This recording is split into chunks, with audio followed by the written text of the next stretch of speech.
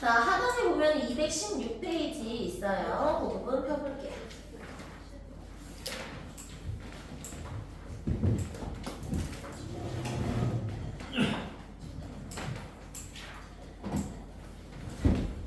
시험 범위와 관련된 정보 들은 거? 떨어졌어.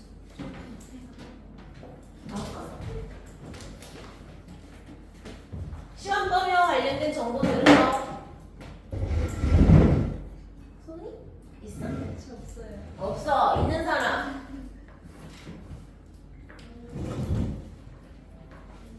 내가 그래가지고 다른 학원에다가 전화를 했다. 다른 학원에다가 이 주변에 국어학원들 있잖아. 국어학원들에다가 전화를 해가지고 이상고 1학년 그 학생의 언니인 척 전화해가지고 제 동생이 이제 국어학원 다니려고 하는데 이상고 시험 범위가 어디예요? 뭐 이런 식으로 물어봤거든.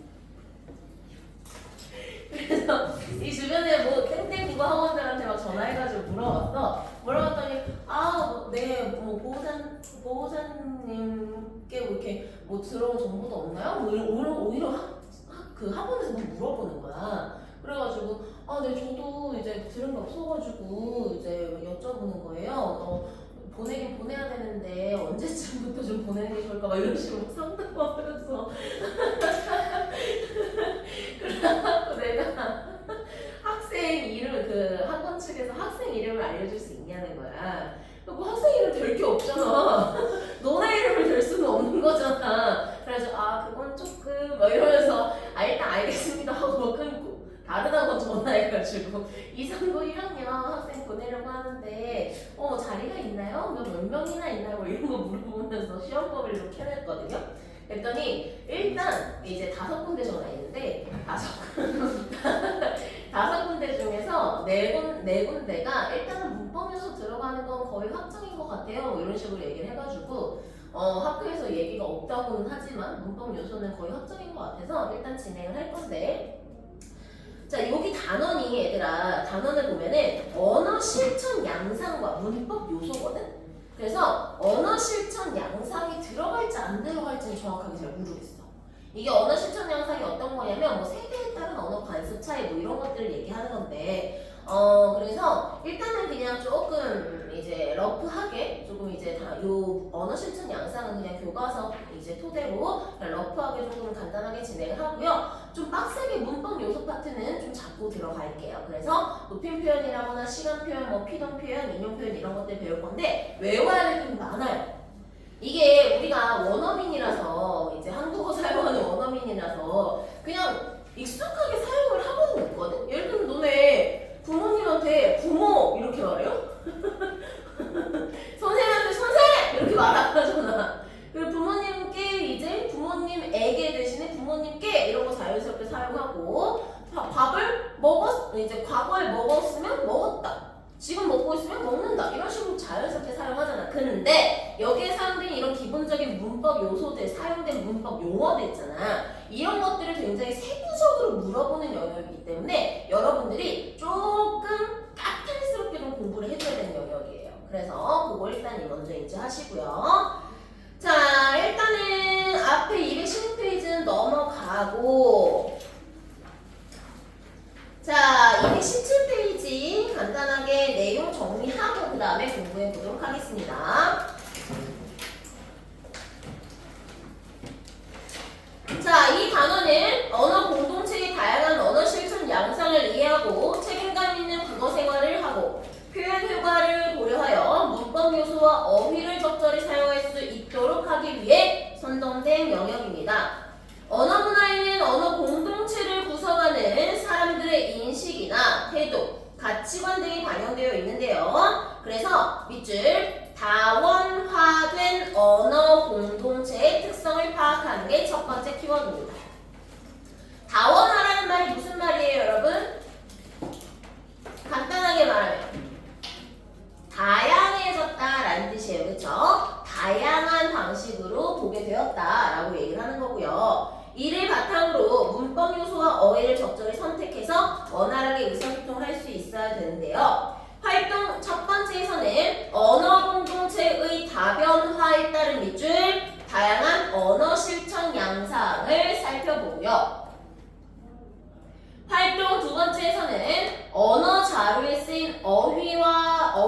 의미와 효과를 알아보고 어휘를 알맞게 활용하는 것. 그 다음에 활동 3에서는 밑줄 문법 요소의 개념과 표현 효과를 이해하고 글과 담화에서 문법 요소를 사용해 볼 수 있도록 지도할 겁니다.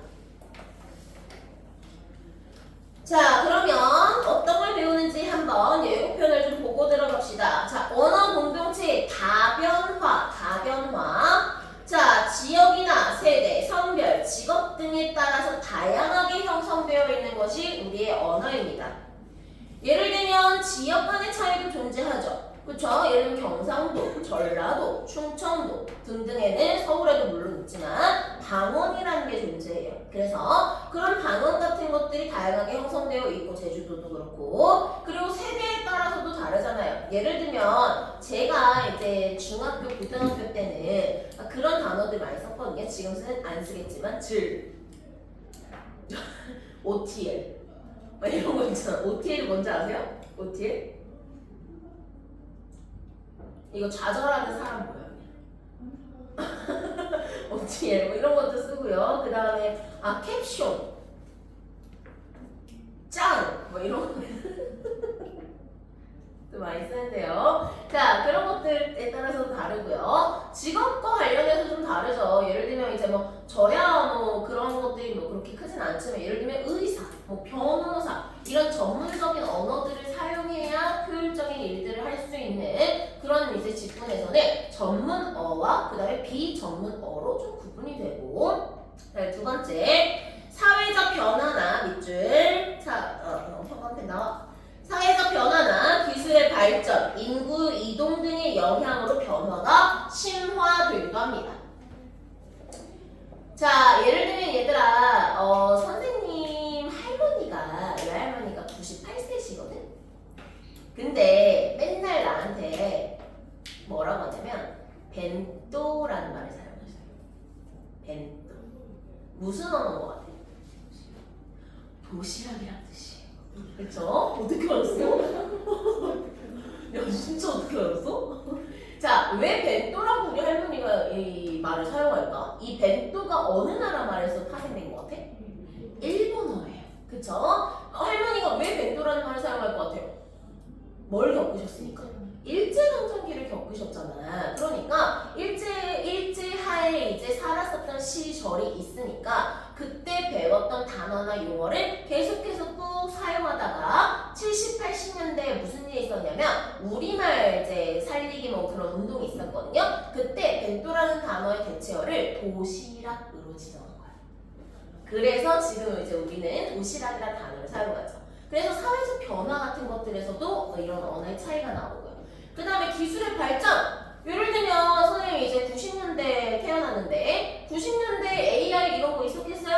없었겠죠. 지금은 기술이 발전해서 AI 기술 같은 것들이 이제 사용이 되고요. 인구 이동. 인구가 이동하면서 우리나라에 이제 인구가 많이 이주해 왔거든요. 그러면서 우리나라 말이 점점 뭐가 되어가냐면 서구화 되어가거나 아니면 중국화 되어가는 현상이 있대요. 그래서 왜냐하면 이제 서구화 되어간다는 건 기본적으로 영어나 이런 것들의 중요도가 높아지는 것도 있겠지만 우리나라에 그런 영어 같은 것들을 사용하는 이제 사람들이 많이 들어오잖아요. 그리고 또 마찬가지로 중국 인구라거나 중국 사람들이라거나 조선족 사람들이 우리나라에 이주해서 많이 살고 있잖아요. 그러면서 그들의 문화나 그들의 언어 생활 같은 것들이 점차 우리나라에 조금씩 스며들고 있다는 거거든. 그래서 그렇게 다변화가 되어 있다는 거. 자, 근데 이 다변화를 강제로 막을 수는 없어. 무슨 우리가 흥선대원군이 있는 것도 아니고 척화비를 쓸 것도 아니고. 자, 그러다 보니까 이러한 다변화를 우리가 강제로 막을 수는 없기 때문에 다양성을 존중하는 방식을 이제 배워야 되겠죠. 자, 그러나 얘들아, 아무리 우리의 언어가 이제 조금씩 다변화되고 다원화되어 간다 하더라도 우리의 말은 누가 지켜야 돼? 우리가 지켜야 되잖아, 그치? 그래서 우리는 언어를 사용한 언어 주체라고 불러요. 그래서 책임감 가지고 국어 생활을 해야 합니다. 그래서 저는 요즘에 그 유행하는 게임 중에 훈민정음 게임? 훈민정음 게임이 진짜 되게 이제 재밌더라고. 이제 제가 이제 이제 지라실 바인데 지라실에서 이제 훈민정 게임 같은 거 많이 하거든요. 근데 내가 그러니까 영어라고 인식하지 못하고 있었던 것들을 영어라고 인식이 이제 되더라고. 예를 들면 나는 너무 자연스럽게 그냥 컵이라고 부르잖아. 그치? 넌 컵이 물론 영어라는 걸 알고 있었지만 아 맞다 쟤도 영어였지? 이런 게 되더라고요. 그래서 이런 컵 같은 거 그럼 컵 말고 뭐라고 불러? 잔? 오케이. 자 그래서 그 다음 두 번째 고유어 한자어 외래어를 한번 볼게요. 고유어는 우리말의 본디 있었던 말이고 그것에 기초하여 만들어진 말입니다. 동일한 단어라도 맥락에 따라 다양하게 해석이 될 수 있고 이게 중요해요. 감정이나 정서를 표현할 수 있어요. 언어 하나로, 우리나라 고유어 하나로.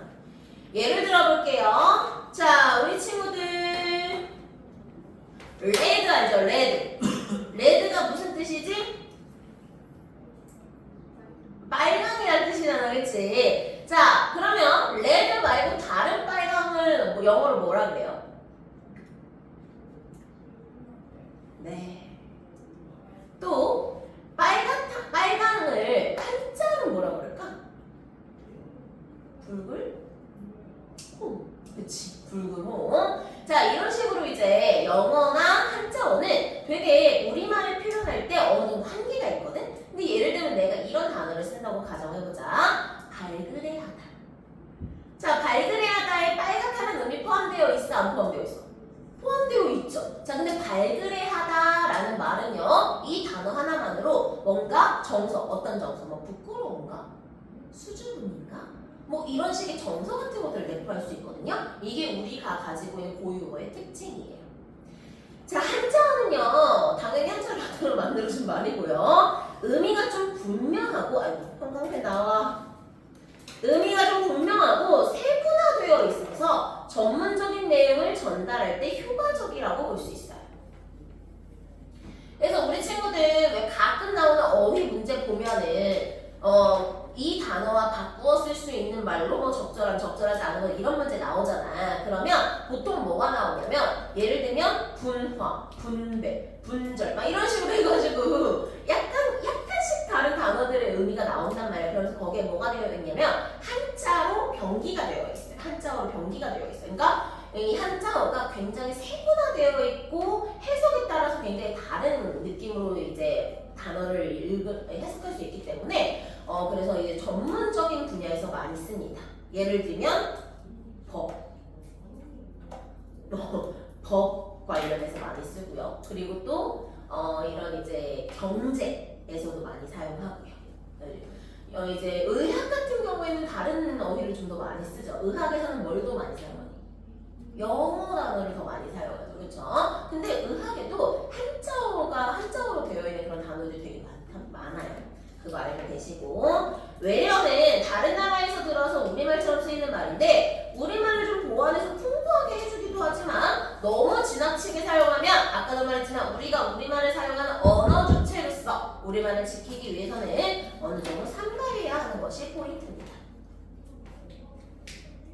사고 도구어는 학술 분야에서 쓰이는 어휘이고요. 논리 및 사고 전개 과정을 좀 정교하게 표현할 수 있고요. 자, 전문어. 말 그대로 특정 분야의 종사자들 사이에서 개념이나 현상을 가리키는 전문적 어휘인데 동일한 집단의 사람들 사이에서 사용하면 효율성을 당연히 높일 수 있겠죠. 왜냐면 같은 단어를 같이 공유하는 사람들이니까. 그런데 다른 집단의 사람들에게는 일반적 언어로 설명해야 대화가 원활하게 이루어질 수 있어요.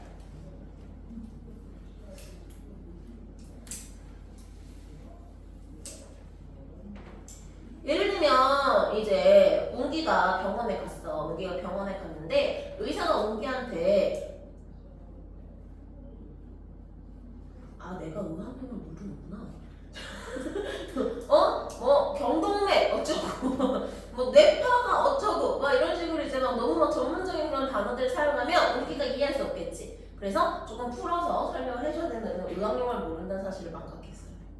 자, 그럼 여기까지가 담화 상황과 관련된 내용들이었고요. 문법 요소의 특성을 같이 한번 공부를 해볼 건데요. 자, 내용을 들어가기 전에 앞서서 문법 기본 내용들을 좀 정리하고 들어가도록 하겠습니다.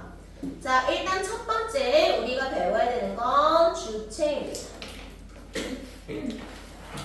책 이름이?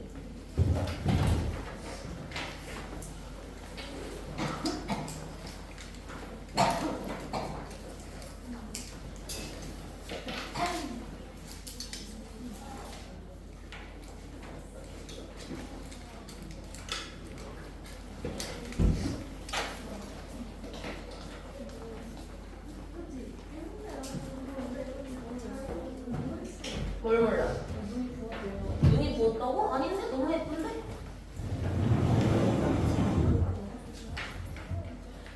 자, 주체예요. 자, 주체는요, 문장의 언어로 사용하면 주어라고도 부릅니다.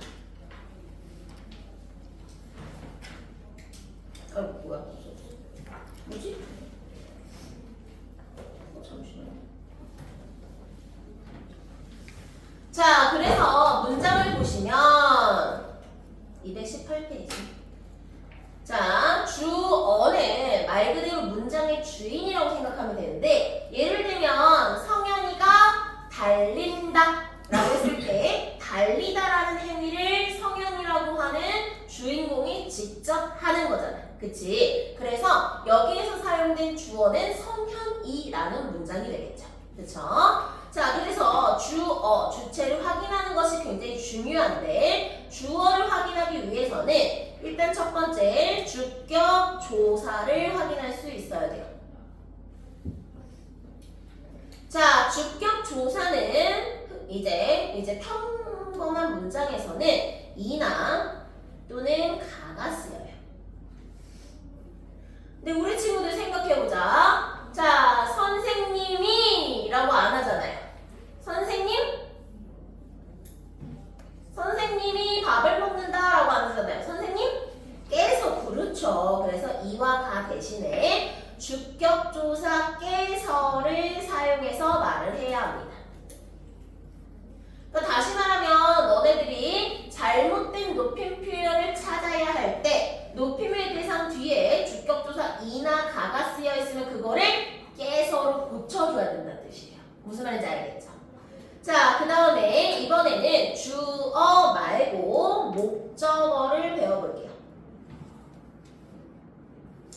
자, 목적어는 문장의 주인공인 주체, 주어가 뭘 하는지를 제시해주는 뭘에 해당돼요. 물음표에 해당이 되는데, 예를 들면 성현이가 다 이제 먹는다. 뭘? 점심 뭐 먹었어? 호박?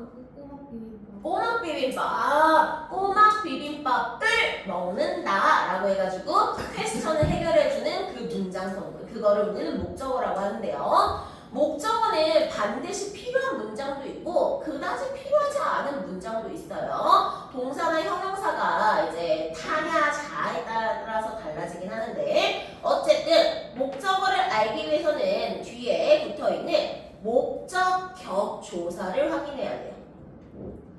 목적격 조사는요, 을 또는 르이 있어요.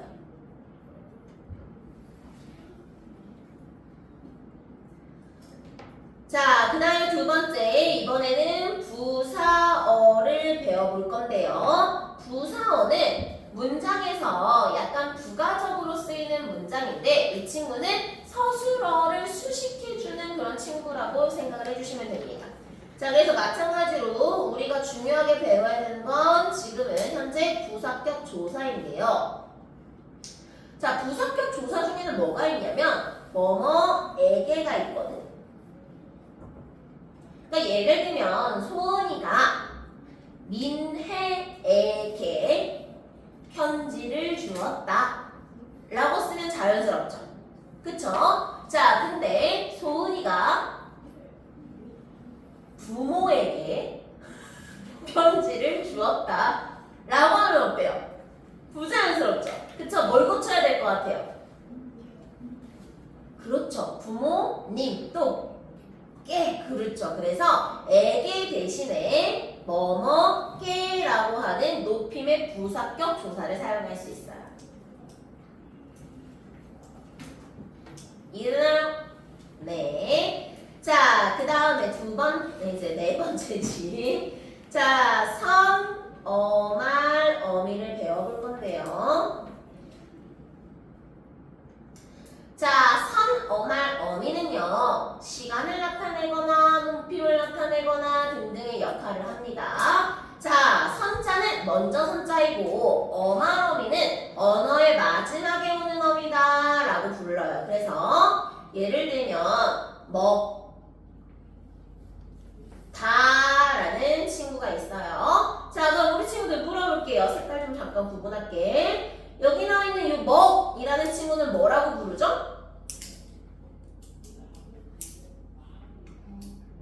그래, 어간. 잘했어. 어간이라고 불러. 자, 그리고 뒤에 있는 다는요, 어미인데 조금 더 정확하게 말하면 언어의 마지막에 오는 어미다 라고 해서 어말, 어미라고 불러요. 자, 그러면 얘네 사이에 오는 요 자리 있잖아. 요 자리, 중간에 비워놓은 요 자리를 우리는 선어말 어미가 오는 자리야 라고 부르는 거야. 그치? 그래서 예를 들면 먹었다, 먹는다, 먹겠다, 먹으시다, 이런 식으로 쓸 수 있겠죠. 자, 그래서 지금 선생님이 이렇게 쓴 이 친구들이 바로 선, 어말, 어미라고 보시면 돼요.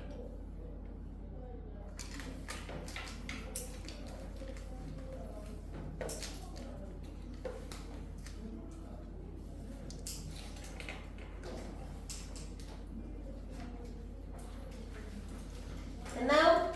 네, 좋아요. 자, 주체를 나타내는, 주어를 나타내는 조사를 외워주셔야 되고, 목적격 조사, 부사격 조사, 선어말 어미가 무엇인지 정확하게 인지를 해주시면 됩니다. 여기까지 정리됐나요?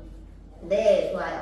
자, 그러면 본격적으로 우리 높임 표현을 배워보도록 하겠습니다. 자, 첫 번째는요, 주체를 높이는 표현이에요.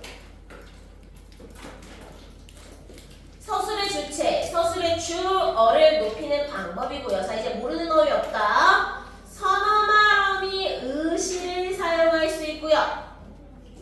주격조사 깨설을 사용할 수 있고요.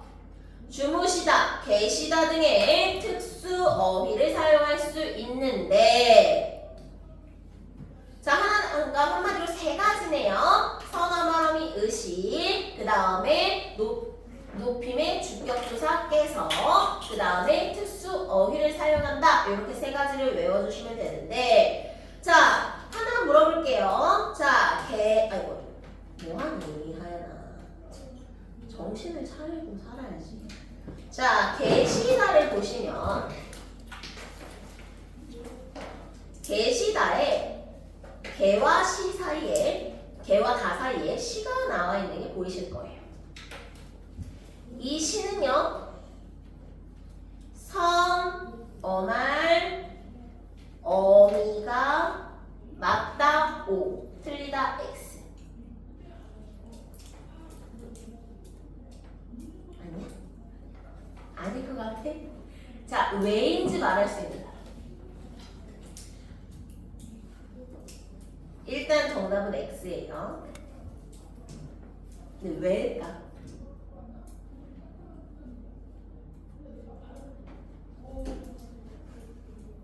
자, 아까 선생님이 선어말 어미를 설명할 때 어간과 어말, 어미 사이에 붙는 친구라 그랬어요.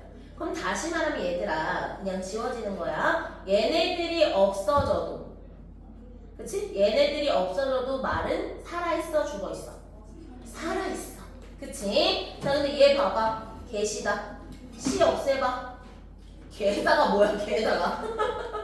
말이 안 살아있지? 그래서 얘는 그냥 그 자체로 특수 어휘인 거지, 선, 어말, 어미가 쓰였다고 하면 되는데 안 되는 거예요. 오케이. 자, 그 다음에 상대 높임 표현 볼게요. 상대 높임 표현은요, 밑줄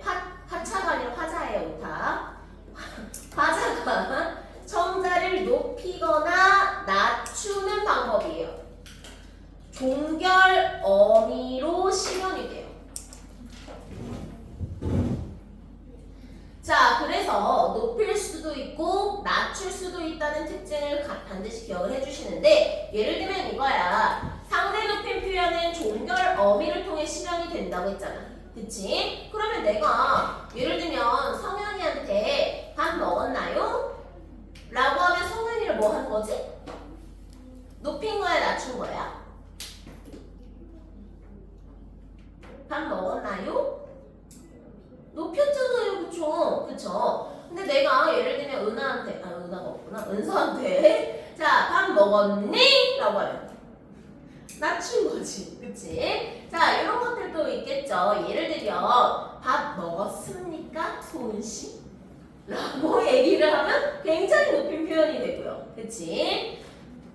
이제 그런 식의 표현들. 그래서 높이거나 낮추는 것이 상대적이다라고 해서 상대 높임법이다라고 부르는 거고요. 자, 객체 높임 표현.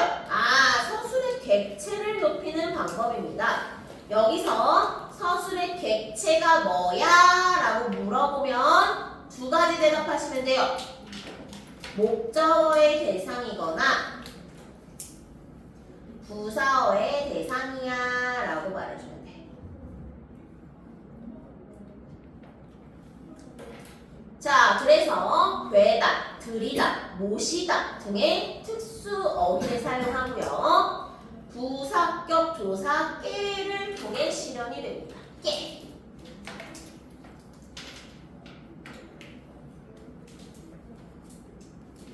자, 특수어휘는 보통 목적어가 높임의 대상일 때 사용은 되는데요. 자, 예를 들어 볼게요. 자, 할머니를 데리고 가다. 어디가 틀렸어? 데리고 뭐라고 고쳐야 되죠? 모시고 가다. 그렇지. 할머니를 모시고 가는 거지 데리고 가는 게 아니죠. 자, 그 다음에 아버지께 드리다. 뭐 이런 식으로도 사용할 수 있고요. 자, 이런 것들이 이제 객체 높임입니다. 자, 암기 시간 2분.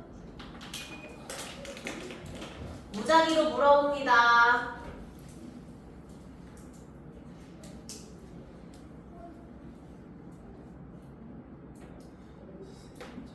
네.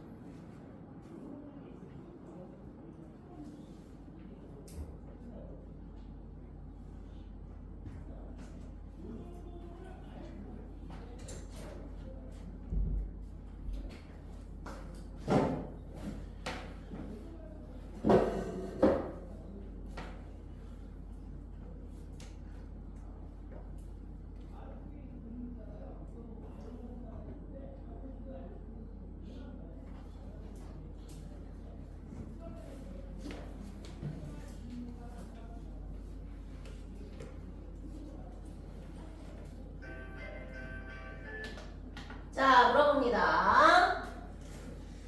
자, 왜 다 내 눈을 피하지? 왜 다 내 눈을 피하는 것이지? 자, 성현! 주체 높임 실현 방법. 상어바로이 시랑 특수어휘랑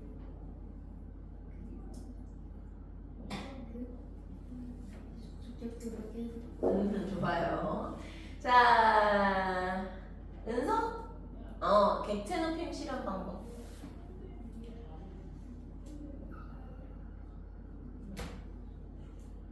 특수어휘 객체를 높이는 방법.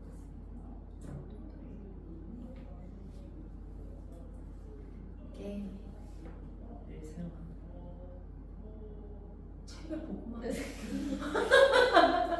자, 지수 상대의 표시란 방법. 과자가 상자를 높이면 어쩔 때 뭐를 통해 실현돼요? 동결이 왜 다 책을 보면서 말하지? 자, 넘어갑니다. 과거 시제, 현재 시제, 미래 시제 같이 한번 배워볼게요.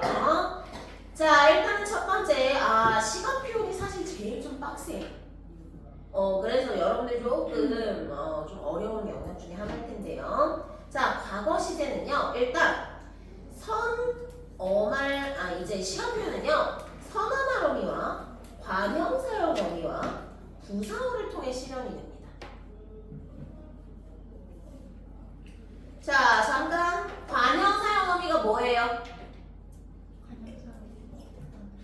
맞아요. 자, 관형사역 어미는요, 자, 넘겨서 어간에 붙어요. 어간에 리을,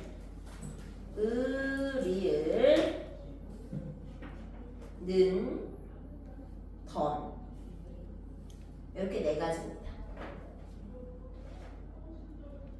자, 어간에 은이은, 을이을, 는, 던이 붙어서 만들어지고요. 최종적으로 이 친구는 어간에 붙어서 여러 가지 시간 표현을 해주게 되는데, 자, 뒤에 있는 책언을 수식하는 역할을 합니다.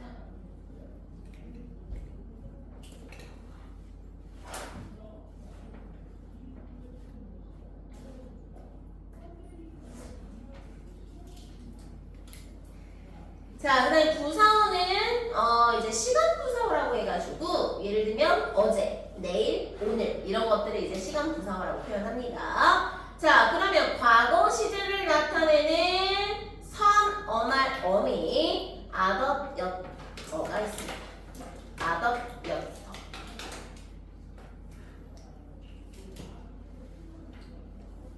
예를 들면 먹었다, 먹더라,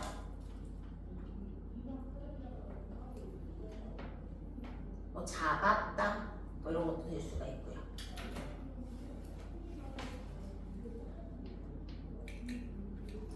자, 그래서 선어말음이 아덧여터가 사용이 되고요. 자, 네, 두 번째 관형사용어미가 중요한데 동사랑 형용사랑 나눠서 구분하셔야 돼요. 개빡치죠? 자, 동사인 경우에는 은이은도 들어갈 수 있고 던도 들어갈 수 있거든. 근데 서술격 조사는 던만 들어가요.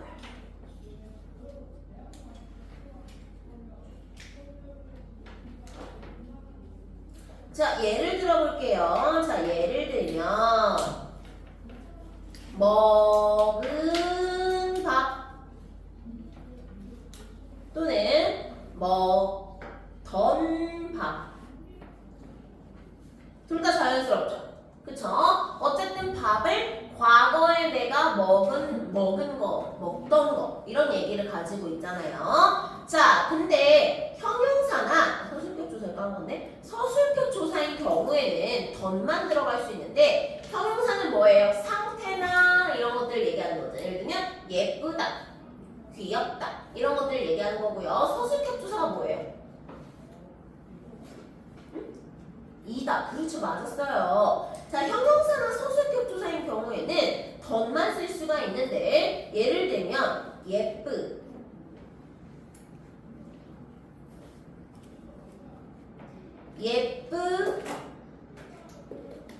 던 하야는 자연스럽죠. 과거에. 근데 봐봐 얘들아. 은이은을 넣으면 어떤 게 돼버려? 하얀이 되지. 그럼 이거는 과거야 현재야 미래야? 현재가 돼버리잖아. 무슨 말인지 알겠어? 그래서 형용사나 서술격 조사는 덧만 쓸 수 있는 거야. 이해되나? 이해됐어? 그 다음에 부사어 어제, 아까, 이미 뭐 이런 것들도 사용할 수 있습니다. 됐나요? 네, 좋아요. 자, 그 다음에 이번에는 현재 시제 배워볼게요. 현재 시제. 자, 현재 시제는 동사, 선어말을 동사인 경우와 형용사 서술격 조사인 경우가 또 나뉘어지는데요. 동사인 경우에는 니은과 는을 쓸 수 있어요.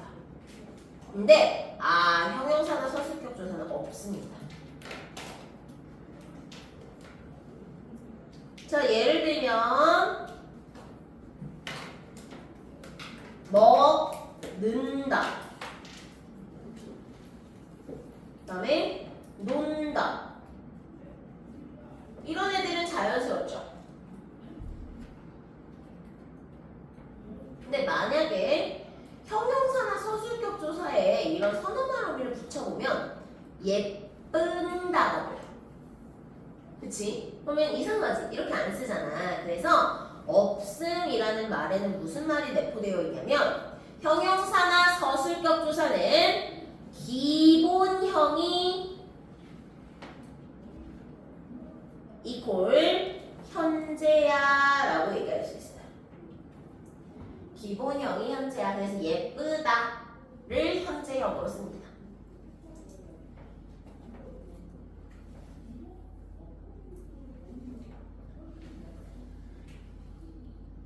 자, 그 다음에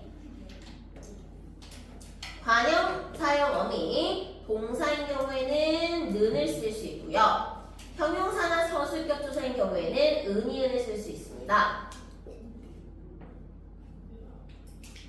자, 동사는 만들어 보세요. 어떤 거 만들 수 있죠? 는다 만들 수 있네요.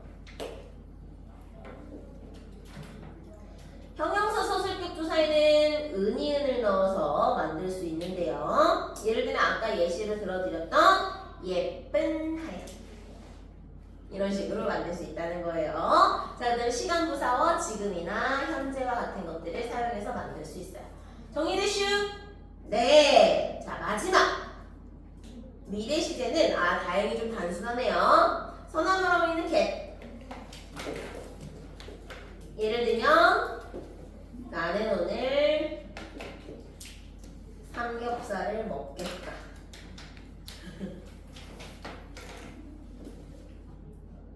그 다음에 관형사형 어미는 의리을 내가 먹을 삼겹살이다. 자, 이런 식으로 구분을 할 수 있습니다. 내일이나 장차, 있다 뭐 이런 것들도 모두 시간 부사어가 됩니다. 이슈. 자, 누적이에요. 자, 높임 표현과 시간 표현 암기 시간 5분.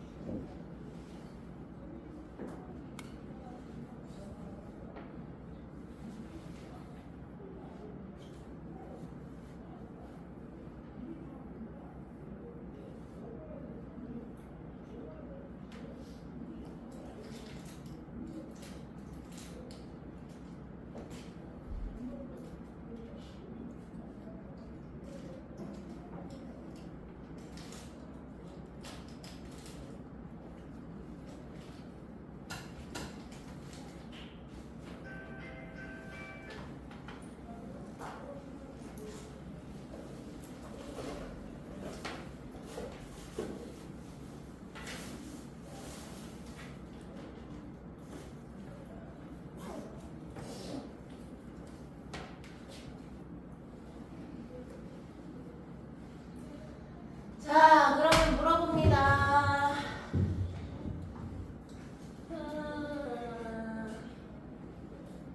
유나? 자, 현재 시제를 나타내는 선어말어미.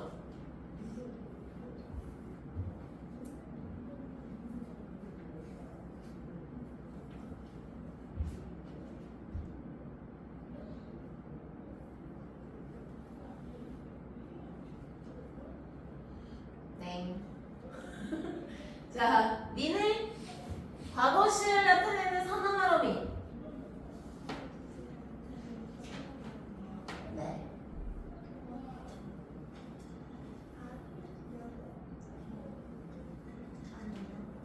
정답이에요. 자, 지후? 미래 시제를 나타내는 선어말어미. 오케이, 좋아요. 자, 넘어갑니다. 아, 이용 표현 안 미안. 피동 표현이랑 이동 표현 나왔는데. 자, 피동 표현. 자, 피동 표현은 주어가 형광펜. 주어가 다른 주체에 의해 어떤 동작이나 행위를 당하는 것을 얘기합니다. 피동 전미사 이히리기 되다를 붙이고요. 또는 아지다, 어지다를 붙였습니다. 자, 예를 들어 볼게요. 하얀이가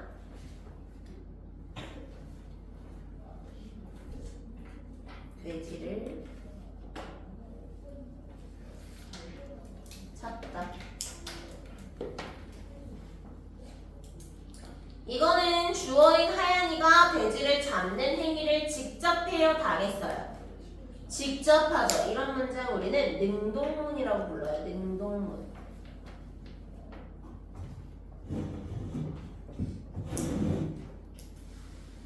자, 근데 이런 문장을요, 피동으로 바꿔볼게요. 자, 피동으로 바꾸려면 일단 주어가 달라져야 되겠죠. 주어가 누가 돼야 돼요? 그렇지, 돼지가 돼야 돼요. 자, 돼지가 하얀이에게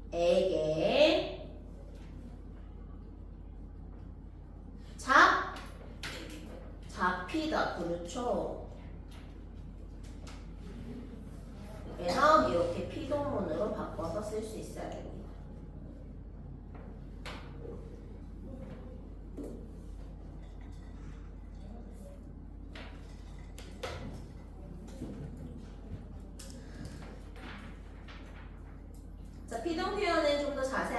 뒤에서 할 거고요. 인용 표현은 두 가지, 직접 인용과 간접 인용으로 나누어질 수 있는데 직접 인용 표현은 다른 사람의 말이나 글을 형식 그대로 유지한 채 인용하는 거예요.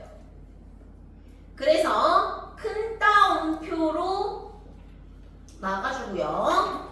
조사는 라고를 써줍니다.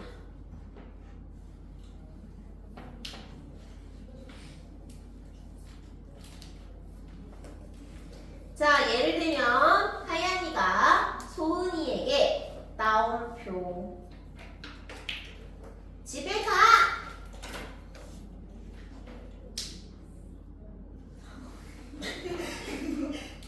라고 아싸 누구야? 소은이지? 나도 누가 그렇게 말해줬으면 좋겠다. 집에 가! 자, 간접 인용 표현은요, 다른 사람의 말이나 글을 내용만 끌어다 쓰는 거고요. 인용절 다음에 고를 붙여서 씁니다. 간접 인용을 어떻게 바꿀까요? 일단 따옴표 삭제하고 집에 가라 고 말했다. 이렇게 쓰겠죠.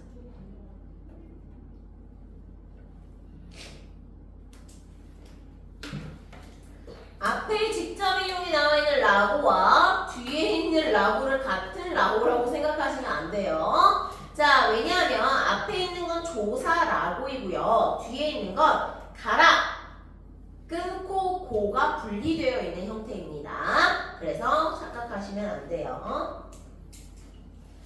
됐나요? 좋아요. 넘어갑니다.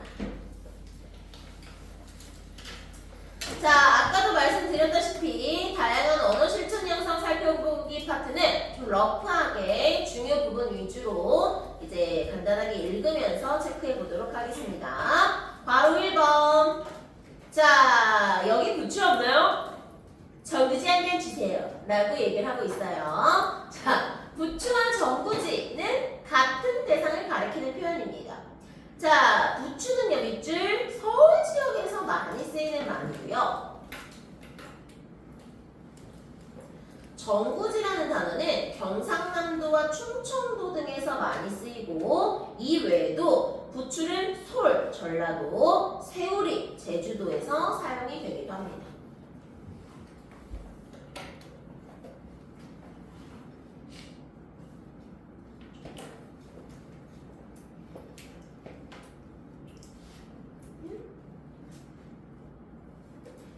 저는 이제 경상도 사람이라서 전구지라는 말이 좀 더 익숙하긴 한데 어쨌든 이제 그런 단어들을 이제 배척하고 그러면 안 되겠죠. 왜냐하면 얘들아, 우리가 기본적으로 당언도 우리말이지.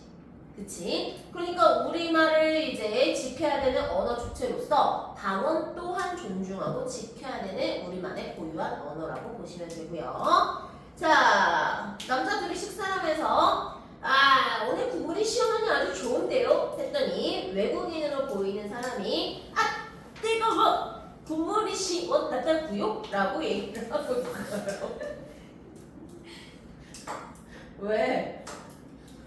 아니, 외국인이니까 한국말을 살짝 어색하게 해봤어.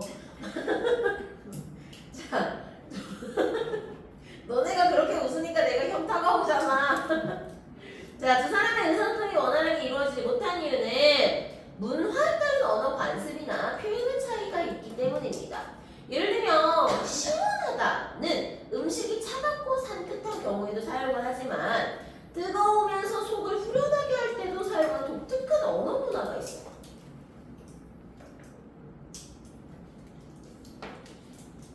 자, 우리나라만이 가지고 있는 여러 독특한 언어 문화들이 있죠. 예를 들면 잘했네. 이걸 영어로 하면 굿이잖아요. 그쵸? 자, 근데 이제 굿이라는 의미로 받아들인 외국인 입장에서 잘했나? 오, 나 좀 짱인데 뭐 이렇게 받아들일 수도 있고요.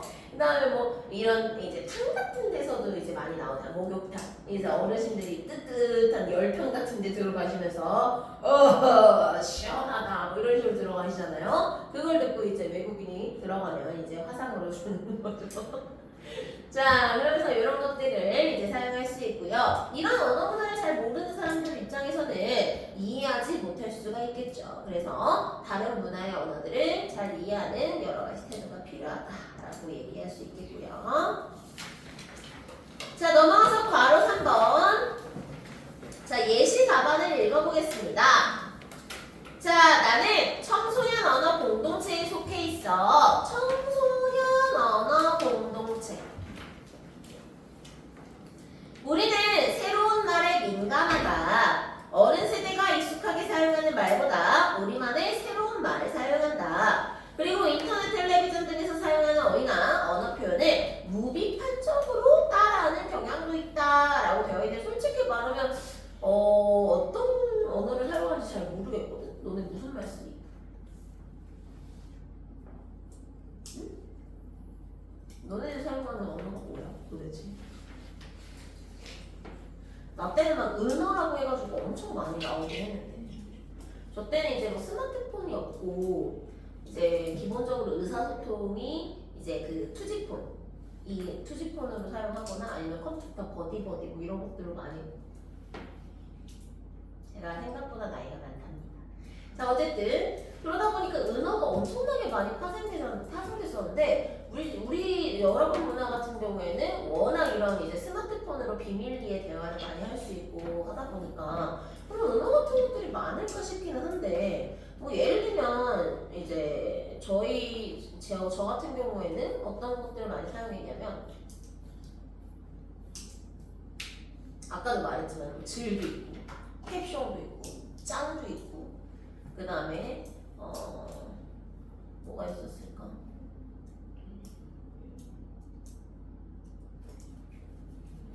너무 먼 과거다.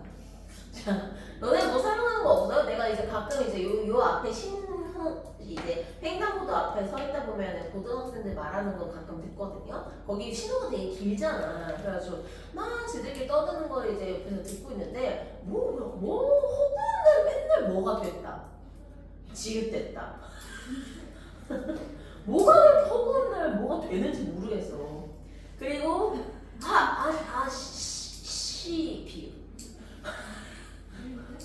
그리고 맨날 짤까?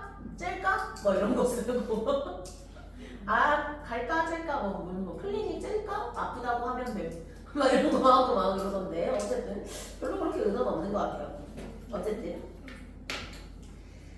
자 바로 4번 이제 언어 표현 때문에 다른 언어 공동체에 속한 사람과 갈등이 있었던 경험을 떠올려보고 원활하게 의사소통하려면 무엇을 고려해야 하는지 뭐 토의를 해보자 라고 되어 있는데 이거는 뭐 읽어보시고요 나중에. 자 2번 남북한 언어의 동질성을 회복할 수 있는 방안을 찾아보자 라고 되어 있어요. 그랬더니 괜찮습니까? 일 없습니다. 빙상호케이를 하다 보면 그럴 수도 있지요 라고 얘기합니다. 빙상호케이는 아이스 하키를 뜻하는 단어예요. 자, 통일 시대를 대비하여 남북한 언어의 동질성 회복 방안에는 무엇이 있을까? 사실은 우리나라도 그렇고 북한도 그렇고 두 나라 다 혼민정음이라고 하는 것에서 파생된 한글이라는 걸 사용하잖아요. 그렇죠? 그런데 떨어져 지낼 기간이 워낙에 오래되다 보니까 우리나라가 사용하는 말과 북한이 사용하는 말의 거리가 점점 벌어지고 있죠. 그래서 뭐 언제 될지는 모르겠으나 안 될 수도 있고 될 수도 있겠지만 어찌됐든 간에 통일이 된다면 가장 중요한 게 이제 기본적으로 언어가 통해야 되는 건데 그거를 회복하기 위해서는 결의말 큰 사전이나 그냥 용어 사전 같은 것들을 편찬을 해라.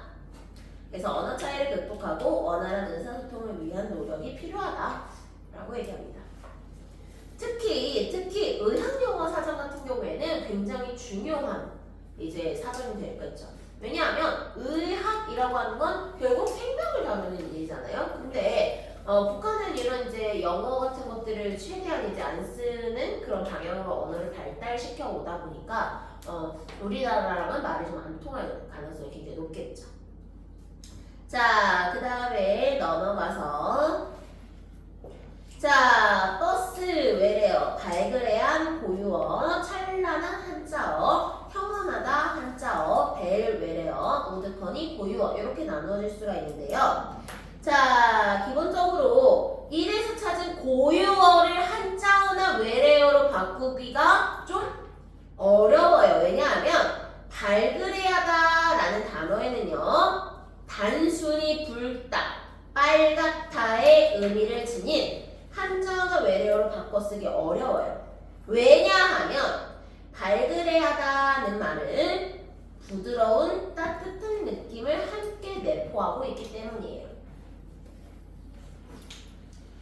자, 우두커니는 넋이 나간 듯이 한자리에 서 있거나 앉아있는 모양을 의미하는 말로 순간적으로 정신을 잃은 듯 멍하게 있는 상태를 드러내기 때문에 다른 한자어나 외래어로 바꿔 쓰기 어렵습니다. 이처럼 고유어는 한자어나 외래어로 쉽게 바꿔 쓸 수 없는 한국의 고유의 감각과 정서를 담고 있는 표현이 많아요. 까지 정리.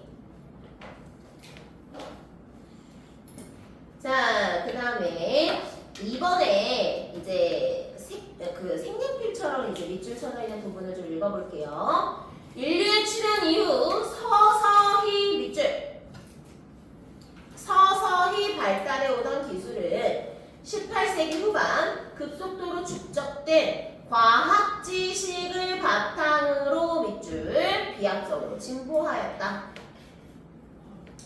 자, 지금 이 부분을 고쳤대요. 어떻게? 서서히를 더디게 덕분에 이제 지식을 바탕으로를 지식 덕분에로 바꿨다고 합니다. 왜 바꿨는가에 대해서 물어볼 수 있겠죠. 자, 글쓴이는 이전의 기술 발전이 느리고 한계가 있었다라는 인상을 강조해 줄 수 있고요. 자, 과학 지식에 대한 긍정적 태도를 강조하기 위해 덕분에로 고쳤을 거야 라고 얘기해 주네요.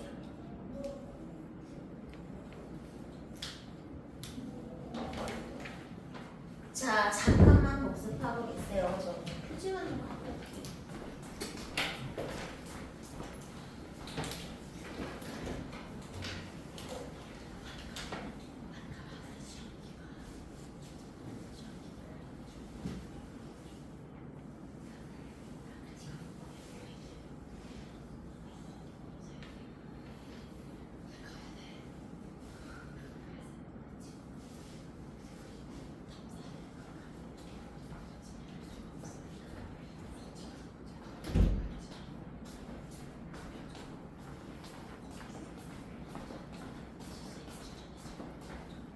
재미없죠?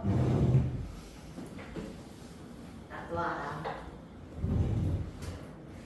자, 같이 한번 보겠습니다. 사고, 도구어 뭐 이렇게 살펴봤고요. 자, 여기 보시면 3번에 이제 전문의 특징을 좀 알아볼 건데요.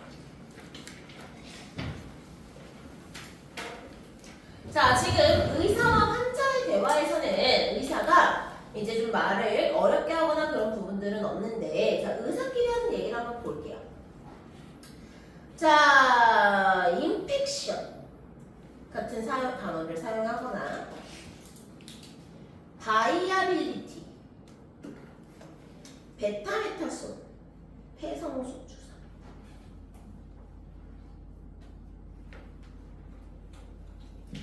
자, 인펙션이라고 말을 하는데 환자한테는 뭐라고 했냐면 감염이라고 풀어서 설명했어요. 그리고 바이아빌리티도 마찬가지로 잘 움직이고 있네요. 이런 식으로 사용했고요. 자, 그 다음에 베타메타손, 폐성숙 주사, 폐성숙 주사라고 굳이 영어를 쓰지 않았죠.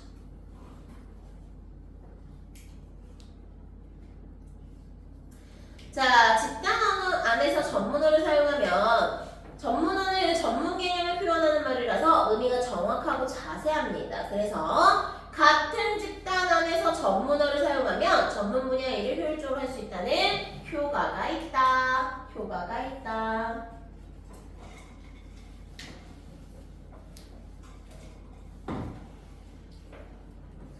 자, 넘어가 보겠습니다. 자, 문법 요소. 높임 표현. 할머니께서 책을 읽으시다. 할머니께 과일 자주시겠냐고 여쭈어라. 할머니 과일 드시겠어요? 하고 종결 어미를 통해 높였고요. 할머니께 과일을 갖다 드렸다 라고 사용을 하고 있습니다. 자, 높임 표현은 말하는 대상이나 상대의 행위의 대상에 따라 화자가 그것의 높고 낮은 정도를 달리하여 언어적으로 구별하는 방식이나 체계를 얘기합니다. 높임 표현은 주체 높임, 상대 높임, 객체 높임 표현으로 나누는데요. 자, 배웠던 거니까 이제 잘할 수 있어. 주체 높임 표현은 문장에서 서술의 주체를 높이는 방법이야. 밑줄.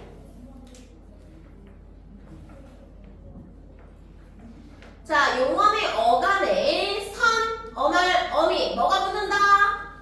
의시. 주격투사 뭐가 붙는다? 깨서를 사용하고요. 주무시다, 계시다 등의 특수 어휘를 통해 실현이 되기도 합니다. 자, 다시 주체 높임 표현은 선어말 어미, 의시, 주격투사, 깨서, 주무시다, 계시다, 특수어휘. 자, 이런 것들을 사용하고요. 자, 날개 쪽에 잠깐 보시면 직접 높임과 간접 높임이 나와 있는데요. 주체를 직접 높이는 말 그대로 직접 높임과 주체와 관련된 대상을 높여 부르는 간접 높임이 있어요.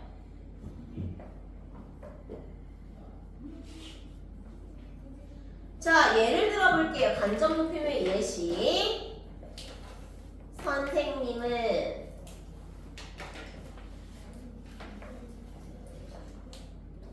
목소리가 크시다.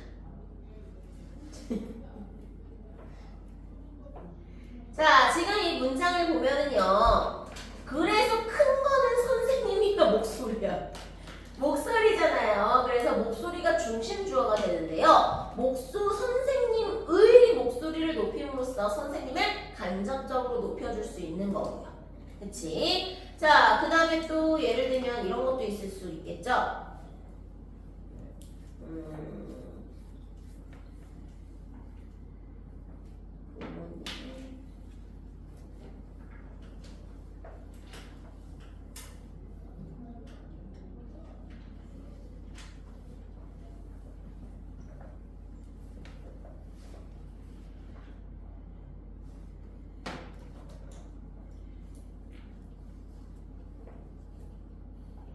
이런 것도 될 수 있겠죠. 부모님의 말을 높이고 있어요.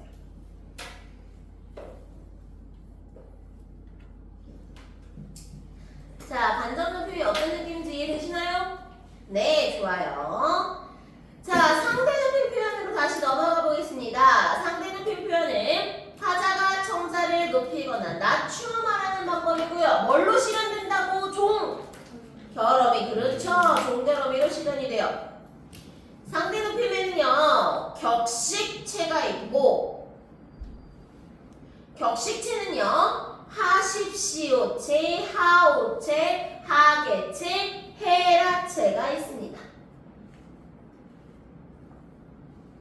비격식체는 말 그대로 비공식적이고 좀 사적인 자리에서 사용을 하는데요. 해유체와 해체가 있습니다.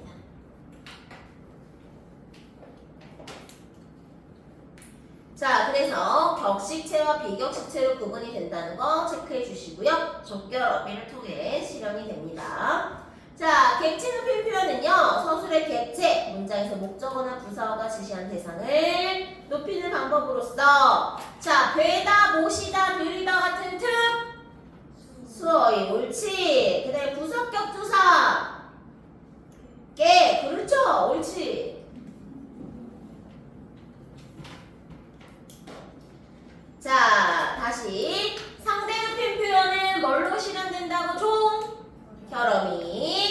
객체 높임법은 이제 모시다나 들이다 같은 특수어이나 또는 부사격조사 깨를 사용합니다. 깨서는 주격조사, 부사격조사와 주격조사를 구분하셔야 되고 플러스.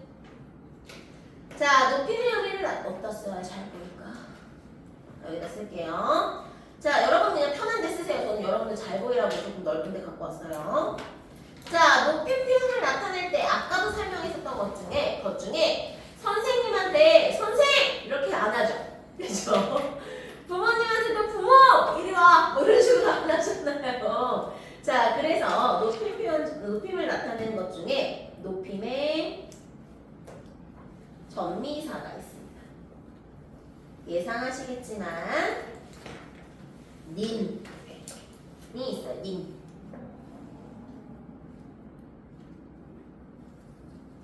그래서 왜 아들을 높일 때 아드님, 딸을 높일 때 따님이라고 부를 때도 이러한 높임의 전미사 님을 붙여서 사용을 하는 거고요. 그 다음에 높임의 명사들도 존재합니다. 예를 들면 어머니께서 밥을 드신다. 밥이라는 단어를 사용해도 사실 괜찮아. 근데 밥 대신에 뭘 사용하죠? 진지. 그렇지. 자, 그 다음에 윗사람의 나이를 물어볼 때 나이 대신에 연세. 그렇죠. 그 다음에 높일 사람의 집은 뭐라고 불러요? 댁. 그렇죠. 이름은 성함. 우리나라 글이 그래서 어렵니다. 외국인들이 이런 거 얼마나 어렵겠어. 그다음에 막 조금 더 가면은 연세 대신에 춘추라는 단어도 있거든. 이 춘추가 더 높이는 그런 의미이고 막 여러 가지가 있어요. 어쨌든 복잡해. 난 국어를 전공했지만 국어 너무 어려워. 자, 외우는 시간 다시 또 드릴 거예요. 또 드릴게요. 암기를 해봅니다.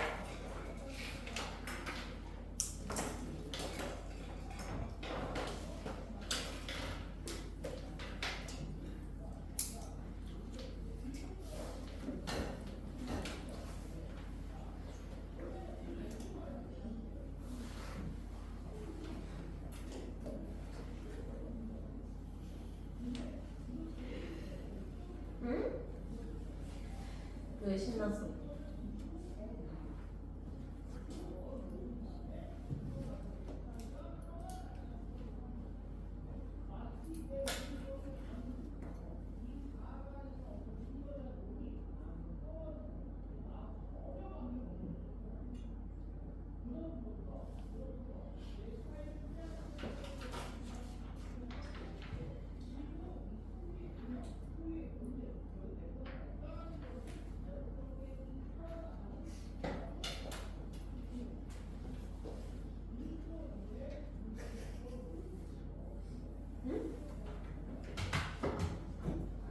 뭐라고 했어, 소리가? 길치라고. 저도 엄청난 길치예요. 저도 진짜 어마어마한 길치거든요. 제가 이제 여기서 이제 차로 한 10분 정도 거리에 살아요. 그래서 이제 차를 이제 운전해서 오는데 제가 여기 근무한 지 이제 한 7개월 정도 돼가는 것 같아. 맞나? 내가 언제 왔니? 10월 9월? 살짝 더울 때 갔었나? 8월?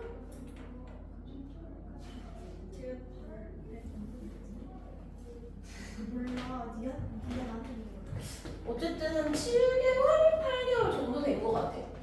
그러니까 이제 내가 여기로 그리고 이사를 온 게 이제 원래는 이제 분당에서 살다가 이쪽으로 이제 이사를 온 게 한 6개월 됐어요. 6개월 정도 된 것 같아요. 그러면서 그럼 6개월 동안 내가 차로 10분 거리의 집에서 여기까지를 매주 5번 이상씩은 왔다 갔다 한 거잖아. 저 지금도 내비켜요. 지금도 내비키고 가. 배가 아파가지고 죄송합니다. 배탈병이 나가지고 뭔지 아시죠? 이 민망한 상황 너네 뭔지 알지? 교실에서 배에서 이제 소리 날 때 있잖아. 그 상황이에요. 어쨌든 그 아직도 내비키고 다니고 그리고 우리 집에서 홈플러스 가는 길이 이렇게 가서 이렇게 꺾으면 되거든? 근데 내가 아직도 내비를 켜. 길을 잃을까봐. 너무 무서워. 그러니까 아니 그래갖고 남자친구가 왜 내비를 켜고 가는 거야? 라고 맨날 물어봐요. 남자친구 길을 잘 알거든요. 그래갖고 길을 잃을 수도 있잖아 라고 얘기를 해줬지. 근데 아직도 하지 못하고 있어요. 자 물어볼게요. 자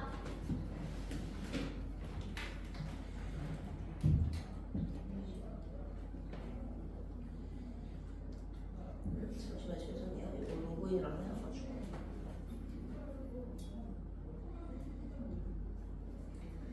됐다. 근데 좀 더울 때 왔었던 것 같긴 해. 내가 그때 반팔을 입었던 것 같아. 그때 그래서 그때 뭐 보여가지고 그때 맞아요. 그때 스파링 트다가 제가 여기 출근 첫날에 이제 반팔 이렇게 입었었는데 제가 이제 그 스파링을 이제 해가지고 여기에 멍이 이렇게 막 들어섰단 말이야. 근데 옷을 엄청 내가 샤랄라한 옷을 입고 왔어. 그러니까 옷은 샤랄라한데 여기에 막 멍이 들어있으니까 애들이 약간 이런 거 보는 것 같아요. 매 반에 들어갈 때마다 해명하거든요. 그래서 아, 선생님이 어디 가서 쌈박질하고 다니는 건 아니고 스파링해서 그래.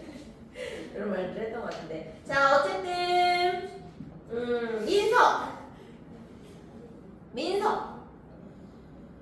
민서 아 오케이 좋아요. 민서야 주체 높임을 실현하는 방법 말해보세요.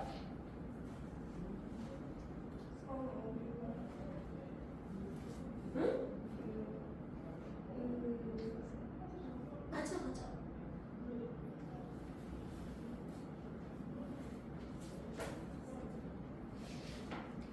자 이번에는 현진이. 자 주체 높임 실현 방법 3가지 말해보세요. 조사해서 오케이. 좋아요. 잘했습니다. 좋아요. 자, 그 다음에 이번에는 서윤이.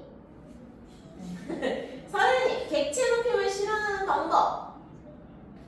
특수어이. 네.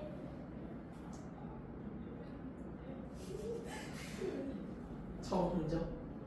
에게. 오케이, 좋아요. 자, 그 다음에. 현석. 상대 높임을 실현하는 방법.